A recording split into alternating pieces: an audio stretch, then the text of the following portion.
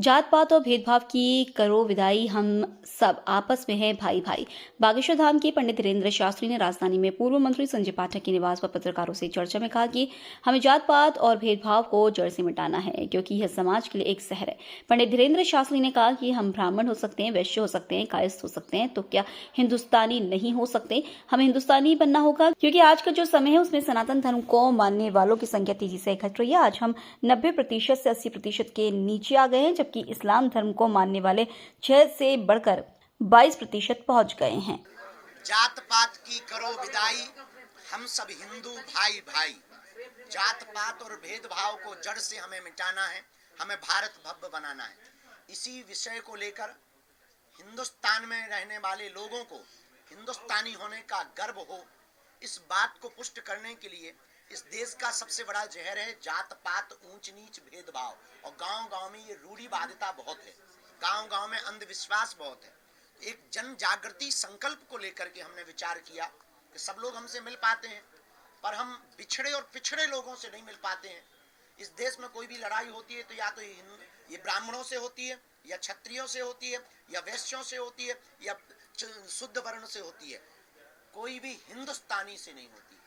ना कोई हिंदू बनने को तैयार है, ना हिंदुस्तानी बनने को तैयार है। आने वाले 10-20 साल बाद एक ऐसा समय आएगा कि हम 90% से 80 के नीचे आ गए, और वो लोग मतलब इस्लाम धर्म के लोग अपनी जनसंख्या इतनी तेज से बढ़ा रहे हैं कि वो लोग 6% से 22% के ऊपर पहुंच गए। धीरे धीरे हम भारत में अल्पसंख्यक होंगे।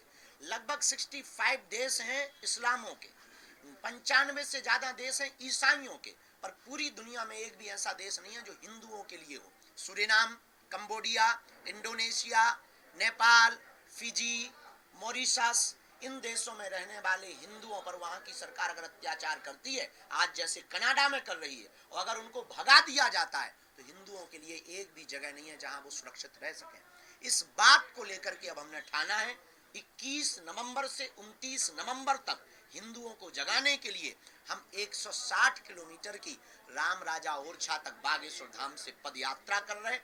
बिछड़े और पिछड़े लोगों को गले लगाएंगे और हम भिक्षा मांगेंगे कि हिंदू एक हो जाओ, और हम सब हिंदू एक हैं, इस बात की भिक्षा मांगेंगे। शेष आपके जो भी प्रश्न हो यात्रा से संबंधित अथवा जो भी आपके मन में भाव हो पूछ सकते हैं। तो बटेंगे पे जो चल रहा है, बटेंगे तो कटेंगे को लेकर के लगातार मुंबई में भी अब निमंत्रण छप रहे हैं शादी के, उसमें भी लिखा जा रहा है कि कटेंगे तो बटेंगे। बिल्कुल बटेंगे तो देखिए, एजे किसी भी राजनेता के ऊपर हमने ना आज तक टिप्पणियां की है, ना कोई जवाब दिया है।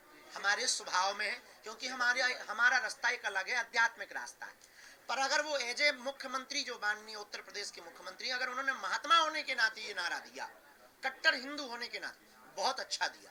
लोगों ने अपने अपनी दृष्टि से देखा, हमने इसको ऐसे देखा कि अगर हम भारतीय आपस में बटेंगे तो चीन वाले हम लोगों को काटेंगे, पाकिस्तान वाले हम लोगों को काटेंगे, हम लोगों को विदेशी ताकतें काटेंगे, और सही भी है। इसलिए भारत के प्रधानमंत्री ने कहा एक रहेंगे सेफ रहेंगे। पर एजे अगर कोई पॉलिटिकली बयान कहो तो इस पर हमारी कोई टिप्पणी नहीं, पर हिंदुस्तानी होने के नाते ये टिप्पणी है कि हम भारतीयों को बटना नहीं है, बटेंगे तो सच में। लेकिन घुसपैठिए लगातार आ रहे हैं, घुसपैठियों को लेकर के भी चर्चा चल रही है कि घुसपैठियों को बाहर करना चाहिए। लेकिन झारखंड में सिलेंडर देने की बात हो रही है कि उन्हें सिलेंडर दिए जाएंगे। देखिए, सबसे बड़ी इस देश की दिक्कत है, इस देश में बहुत प्रायोजित तरीके से षड्यंत्र चल रहा।